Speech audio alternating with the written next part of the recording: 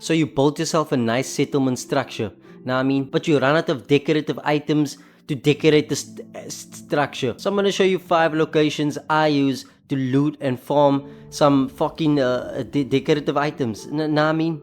So there's a place in Nuka World where the Pack Raiders hang out, the Brad Burton Theater. And when we enter, we head over to a place called Nuka Town Backstage. Now this place has an insane amount of loot, especially the amount of paint cans in this place for some unknown reason. We have dog food, more paint cans, a melon, some corn, everything you need in your settlement, nah, I mean, and everything will like respawn after 7 days in-game time. So you can just like sleep for 7 days. And if you're on PC, you can just go into the console commands and we type in set timescale 2. I normally do like 20,000 if I wanna go through days super quick, nah, I mean. And the normal timescale that Fallout is on is like 16, so we just set that back to 16. Now this place also has a bonus armor that I don't think a lot of people know about. We just head into this room here and we can see some more loot, some decorative loot, nah, I mean. And on a counter there'll be this pack chest armor piece that you can grab. I mean, look how good that looks paired with some other armor pieces. And it also has some decent damage resistance.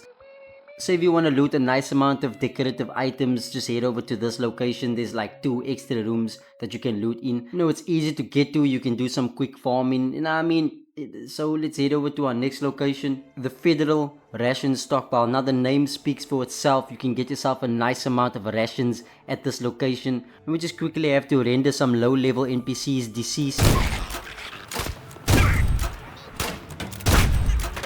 Now we wanna head inside this bunker, get rid of the rest of the deceased. Then deeper within the facility and we quickly again get rid of the several deceased NPCs. Now before we unlock that terminal, there's some tin cans and a fat man on the floor there. Now this is a master hacking thing, so be sure to get that master thingy leveled up, now I mean. And when we enter through the door, there'll be a nice stockpile of rations. Maybe you want to build a food market or something. There's a whole buffet of assorted items in this small little location. Now the next location is one of my favorites and probably the best location to loot farm. We're gonna head over to the Shamrock Taphouse. Now there'll be some low level raiders that you can easily just take down. Now the place is super easy to navigate, it's not that big of a building, and even when you enter, you'll have 2 shopping baskets, there'll be some pint glasses, there'll be 2 teddies playing some chess, and you'll have a nice amount of objects to loot in this area alone. There'll be a whole row of cigarettes and a lit cigar, nah I mean. And if we make our way through the compound, there'll be a door we can enter. We'll see a nice amount of loot just scattered throughout this makeshift table made out of a door. Now I mean, so you can grab yourself some nice La Sloopers label, a flapper stooge. So yeah, this place is just packed with loot and I implore you to reconsider. Now the next place is in Diamond City, and this place should be well known because it is in Diamond City.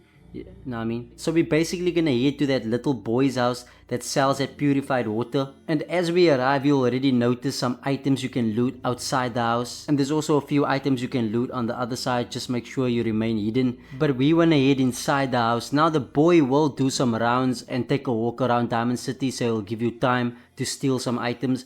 But you can just hug the door and he shouldn't be able to see you, and then you can lockpick the door and we can enter the house while he's standing there. And at this location you can just spam sugar bombs. Now I mean, maybe you want to build some sort of breakfast club, and now you want people to have cereal at your settlement, and then just spam sugar bombs at this location. Now I mean, now the final place is at Gorski's Cabinet, and this is the only place you can get broken parts of nukes.